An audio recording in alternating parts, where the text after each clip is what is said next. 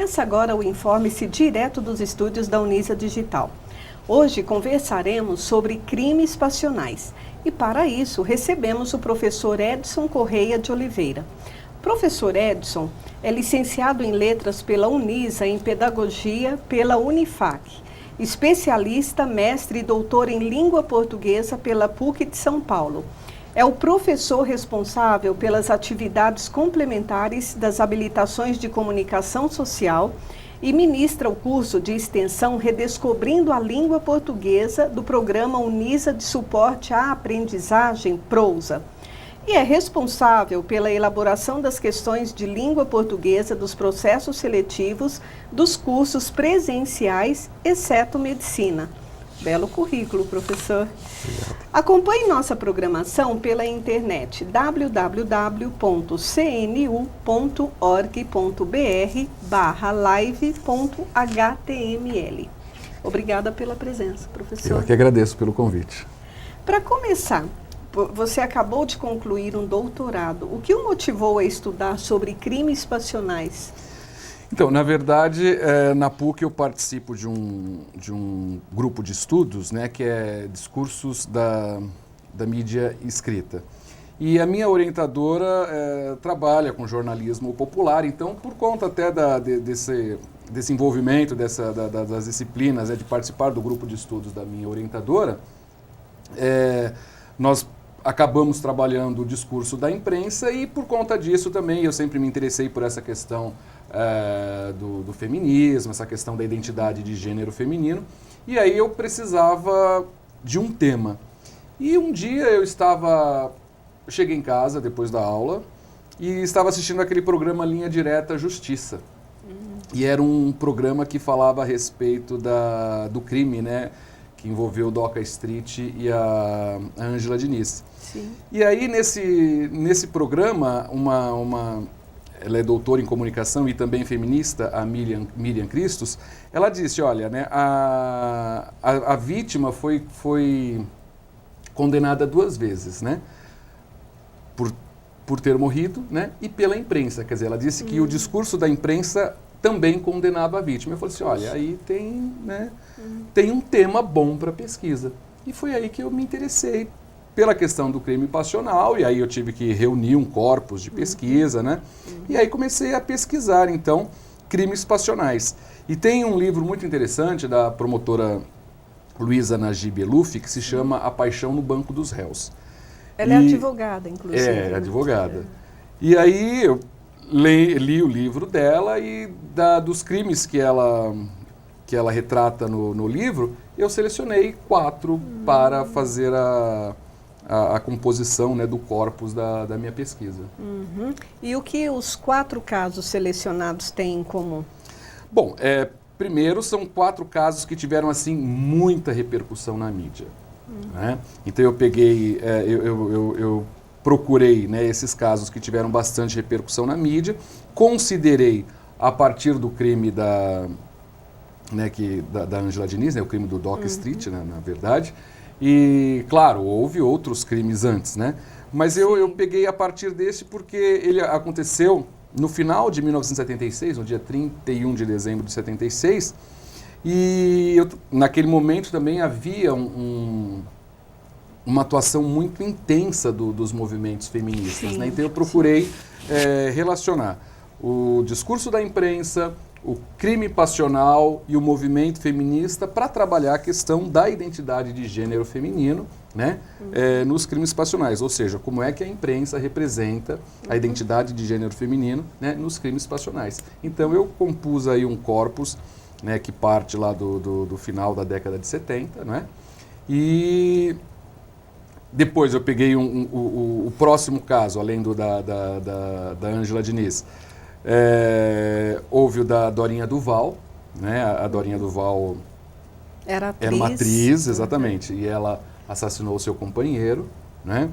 Aí logo depois houve o caso do Lindomar Castilho, né, o cantor popular na época de muito sucesso, que assassinou a esposa, né? Na verdade era a ex-esposa, eles tinham acabado de se desquitar, era Eliana de Gramont, irmã da jornalista Helena de Gramont. Né? E, por fim, isso ainda foi na década de 80, e aí o último caso foi o caso do jornalista Pimenta Neves, que também assassinou a jornalista Sandra Gomide. Né?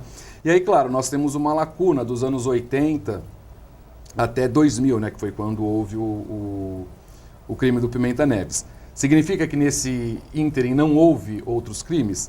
Sim. Houve outros crimes, mas não de tanta repercussão, né, na mídia, porque o que interessava para mim era a repercussão desses crimes na mídia, porque a gente sabe também que dependendo, né, dos envolvidos e dependendo da repercussão, a mídia vai noticiar de uma maneira, né, mais intensa, e aí é por meio dessa intensidade da notícia que nós vamos poder observar, né, o posicionamento, até o julgamento de valores ou qualquer coisa que o valha, por meio do discurso. Porque um crime passional comum vai sair, a notícia vai sair lá num dia, no dia seguinte não vai ter noticiário, né? E tanto é que nos 4 casos eu analisei os 3 dias subsequentes ao crime. Quer dizer, houve o crime, no dia seguinte saiu a primeira notícia, mais uma notícia, né? E aí nós fizemos a análise. Talvez quem esteja nos assistindo não sabe exatamente o que sejam crimes passionais. Dá uma síntesezinha, por favor. Bom, crime passional são aqueles crimes, né, que são motivados pela paixão. Então nós podemos dizer, mas todo crime, né, a menos que o camarada seja um assassino, né, um serial killer, por exemplo, né, que ele assassina qualquer pessoa, né, indiscriminadamente, todo crime parece ser passional, né? Porque você é motivado por uma paixão que é muito próxima do ódio, né? Mas, na verdade, também não existe essa designação juridicamente. Isso é um crime passional, né? Os advogados, os legisladores convencionaram chamar de crime passional aqueles crimes que são decorrentes de um relacionamento amoroso. Né? Então é preciso que exista um relacionamento amoroso e a partir deste relacionamento, né, aconteça um crime. O caso da Eloá e do Lindenberg também foi um caso de crime passional. Nós estamos conversando com o professor Edson Correia sobre crimes passionais. Nós vamos a um rápido intervalo e já voltamos. Não saia daí.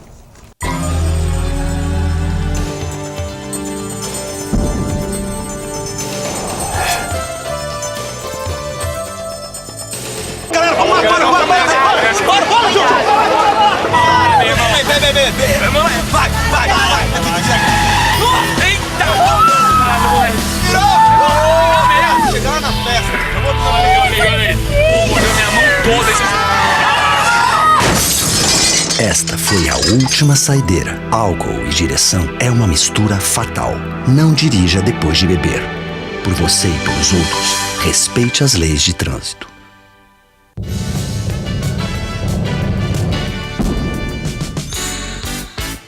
O curso de Relações Públicas da Unisa fez uma parceria com a 4ª Companhia do 1º Batalhão de Polícia Militar para aplicar uma pesquisa a respeito da segurança do Largo 13. Nós estamos aqui com os alunos do 3º semestre de Relações Públicas fazendo uma pesquisa de opinião para saber como os transeuntes aqui do Largo 13 percebem o trabalho da Polícia Militar. Os alunos do 3º semestre de Relações Públicas saíram às ruas para falar com quem mora, trabalha ou visita o local.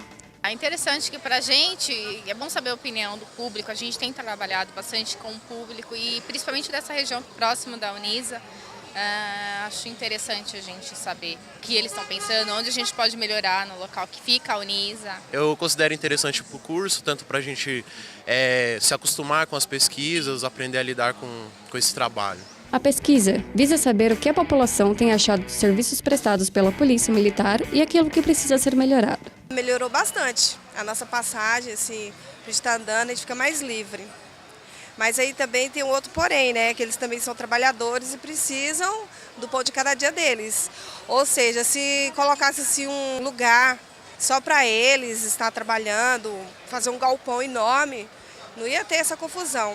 Com essa pesquisa, a polícia visa melhorar as relações entre civis e policiais, sabendo como atendê-la e atuando com o atendimento comunitário.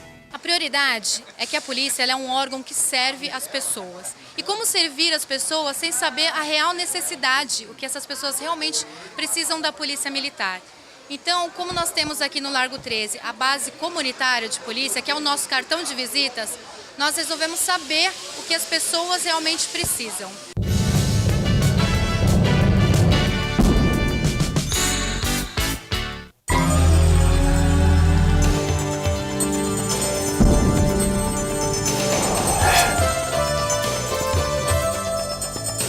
Voltamos a conversar sobre crimes passionais com o professor Edson Correia. Professor, qual o motivo por você ter escolhido o veículo Folha de São Paulo? Olha, primeiro eu queria um veículo que tivesse um grande alcance nacional, que repercutisse bem, né, as questões do Brasil. Principalmente porque o caso da Ângela Diniz, por exemplo, aconteceu no Rio de Janeiro, né? E a Folha de São Paulo é um jornal que tem bastante abrangência e fez uma cobertura muito interessante daquele caso. E além disso, por conta da acessibilidade, né? A Folha de São Paulo tem um banco de dados fantástico, né? E absolutamente acessível, e os funcionários desse banco de dados dão um suporte muito bom para os pesquisadores, né? Então eu tentei também fazer a pesquisa no estado de São Paulo, não houve tanta receptividade, sim, mas na Folha de São Paulo os funcionários do banco de dados foram assim de uma atenção fantástica. Então eu associei essa facilidade à importância do jornal. A imprensa ajudou ou prejudicou o percurso desses casos que você escolheu? Então, no caso da Ângela Diniz, na verdade, inicialmente a imprensa prejudicou.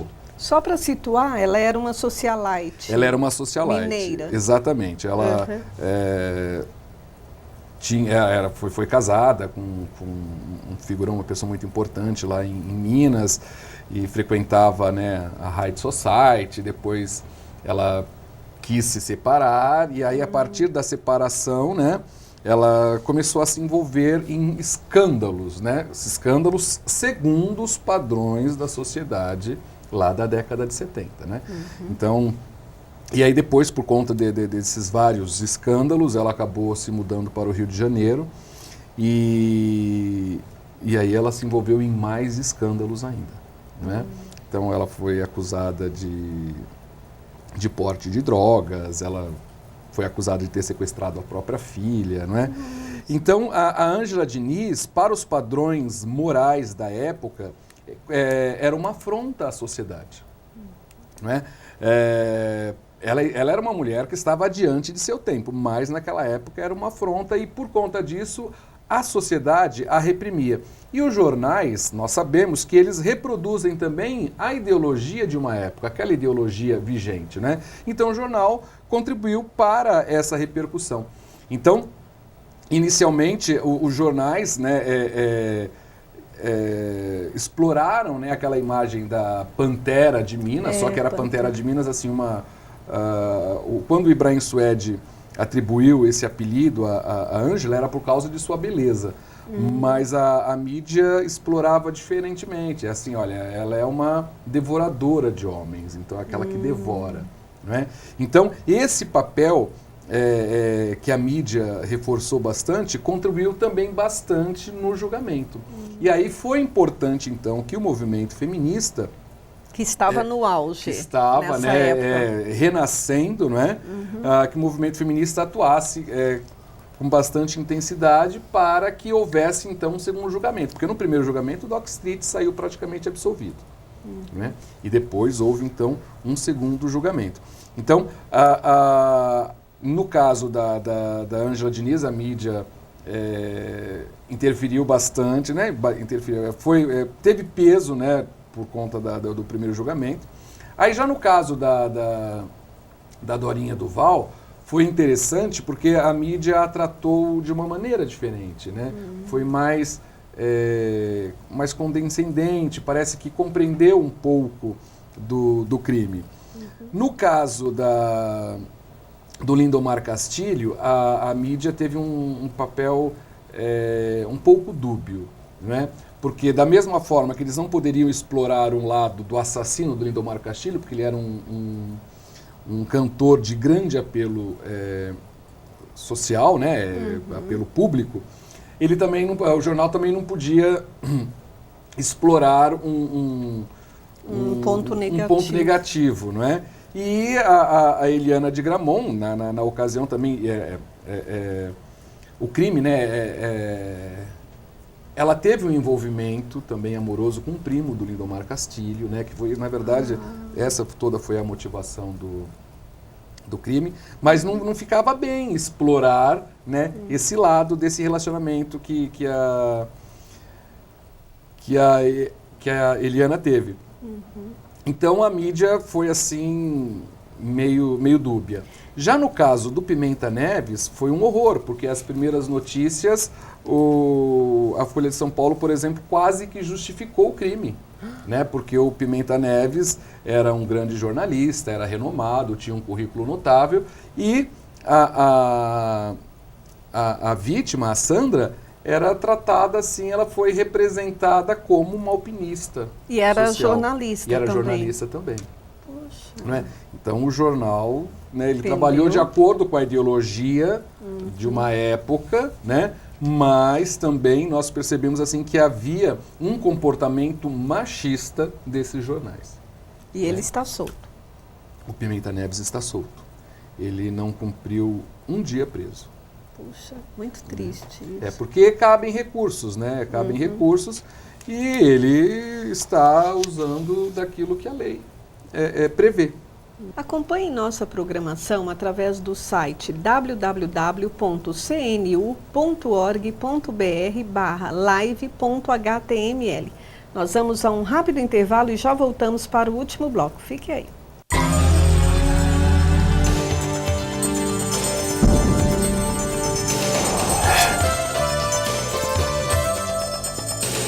Todo mundo já convidou alguém para alguma coisa. Às vezes é só para se aproximar. Aceita essa dança? Ou para ver os amigos. Você bola a quarta, hein? Às vezes é para a vida toda. Quer casar comigo? Doe sangue e convide alguém a fazer o mesmo. Entre para a corrente sanguínea.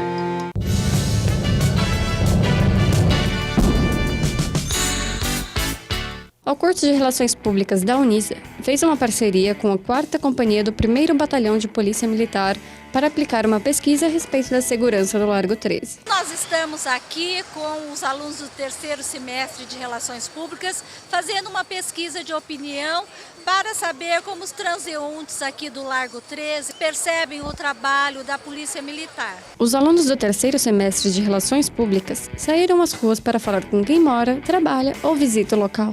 É interessante que para a gente, é bom saber a opinião do público, a gente tem trabalhado bastante com o público e principalmente dessa região próxima da Unisa, acho interessante a gente saber o que eles estão pensando, onde a gente pode melhorar no local que fica a Unisa. Eu considero interessante o curso, tanto para a gente se acostumar com as pesquisas, aprender a lidar com esse trabalho. A pesquisa visa saber o que a população tem achado dos serviços prestados pela Polícia Militar e aquilo que precisa ser melhorado. Melhorou bastante a nossa passagem, assim, a gente está andando, a gente fica mais livre. Mas aí também tem um outro porém, né, que eles também são trabalhadores e precisam do pão de cada dia deles. Ou seja, se colocasse assim, um lugar só para eles estar trabalhando, fazer um galpão enorme, não ia ter essa confusão. Com essa pesquisa, a polícia visa melhorar as relações entre civis e policiais, sabendo como atendê-la e atuando com o atendimento comunitário. A prioridade é que a polícia ela é um órgão que serve as pessoas. E como servir as pessoas sem saber a real necessidade, o que essas pessoas realmente precisam da polícia militar. Então, como nós temos aqui no Largo 13 a base comunitária de polícia, que é o nosso cartão de visitas, nós resolvemos saber o que as pessoas realmente precisam.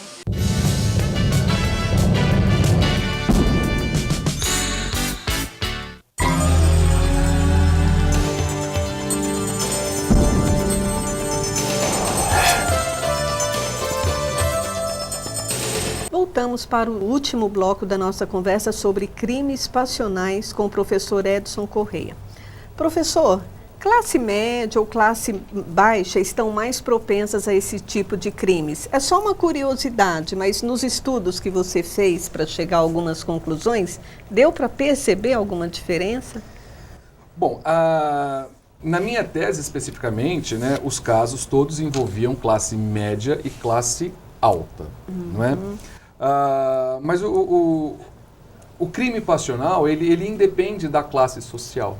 Não é? Todas as classes estão sujeitas, não é? Claro, os crimes... há muitas mulheres que são mortas diariamente pelos seus maridos, companheiros, e a mídia não noticia. E isso no mundo todo? Isso no mundo todo, com certeza. Né? Porque nas relações de poder na sociedade, a mulher sempre está, né, abaixo, infelizmente, né, na inferioridade. Então, o homem é quem controla o mundo, quem coordena o mundo, e ele tem muito mais força, não é? Força física, inclusive. Ele ainda não admite ter a sua honra maculada, e ele lava, né? Teoricamente. Há ainda homens que pensam nessa questão, olha, eu vou lavar a minha honra. Como se a honra fosse alguma coisa, né, lavável, só que ele quer lavar com sangue. E ele mata, né? E o problema é que a sociedade ainda tolera, encontra, né, nessa questão da honra uma justificativa para esse crime tão bárbaro, né? Então independe da classe social, né?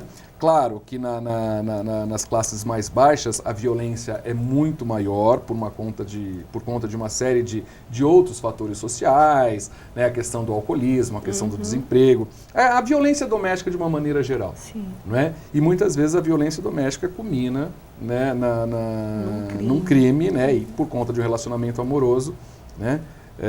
A gente acaba chamando de crime passional. Certo. E não tem como fazer uma leitura nesses casais? Amigos, pessoas próximas, porque acontece.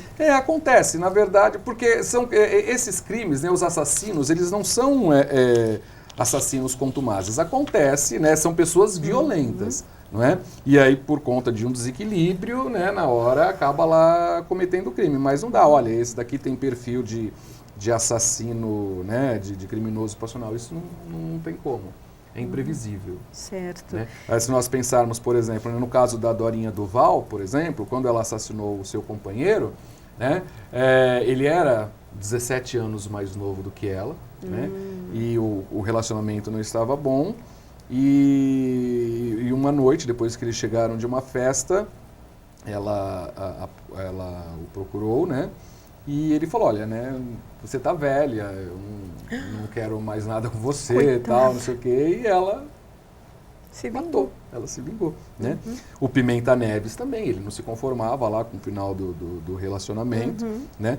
Terminaram o relacionamento e ele planejou lá o crime, foi atrás dela lá no Aras, matou. Mas quem ama, mata? Então, é uma pergunta muito interessante essa, né? Quem ama, mata. No meu ponto de vista, quem ama, mata. Por quê? Porque, assim, o amor e o ódio, né? A paixão e o ódio, na verdade, né? Não o amor e o ódio, mas a paixão e o ódio estão lá, lado a lado. Então, às vezes, a pessoa é tão apaixonada, né, que ela não consegue imaginar a pessoa amada sendo feliz com uma outra pessoa, tendo uma outra vida. Quer dizer, é um sentimento de posse tão grande, né, que acaba levando a pessoa a matar. Então é difícil você também traçar uma linha que determine onde termina o amor, né, ou onde termina a paixão e onde começa o ódio. Porque a paixão e o ódio estão lado a lado. Então, no meu julgamento, quem ama, mata, sim. Embora, né, eu acho que 9 entre 10 pessoas acreditem que quem ama não mata. E o que precisaria ser melhorado? Chegou a alguma conclusão nesse sentido? Olha, eu acho que a sociedade... porque existe também um estudo da promotora Luiza Najib Eluf que diz que há muito mais criminosos passionais do que criminosas passionais. Isso significa, os homens matam infinitamente mais do que as mulheres. E existe uma explicação? Não, existem algumas explicações, por exemplo, dizem, é possível, né, que a mulher mate menos porque ela é educada, inclusive, para não matar. A mulher, ela recebe uma educação diferente, né, então até por conta dessa educação que ela recebe, né, menos violenta, sei lá, ela está menos propensa a matar, né, e a sociedade, né, tem tudo isso. Mas quer dizer, ela mata menos por causa da educação e não por causa da sua composição biológica, né, da mesma forma o homem mata mais por conta da sua, da sua educação, dos seus, da sua vivência toda social. E o que precisa ser feito é as mulheres se conscientizarem cada vez mais de que existe uma lei, né, a Lei Maria da Penha, Sim. que deve ser utilizada, né? A mulher, ela não é obrigada a aceitar, né, essa condição subalterna que ela tem na sociedade, que a sociedade ainda insiste em reproduzir, né? Quer dizer, a violência, ela deve ser acabada assim que ela começa. Então a mulher sofreu uma violência doméstica, ela tem que denunciar, né? Ela não pode ter medo. E as mulheres cada vez mais têm que reivindicar esse direito, né, que a lei garante. Tem que ter a proteção. Não é? Recentemente nós tivemos um caso absurdo de uma mulher em Minas, se eu não me engano, que fez várias denúncias, né? E a lei, a polícia, né, não tomou providência nenhuma e o marido foi lá e a assassinou, né, no salão de cabeleireiros que era dela. Quer dizer, uma coisa assim absurda, com vários tiros, e que a televisão mostrou assim, né, a moça foi morta várias vezes na nossa frente.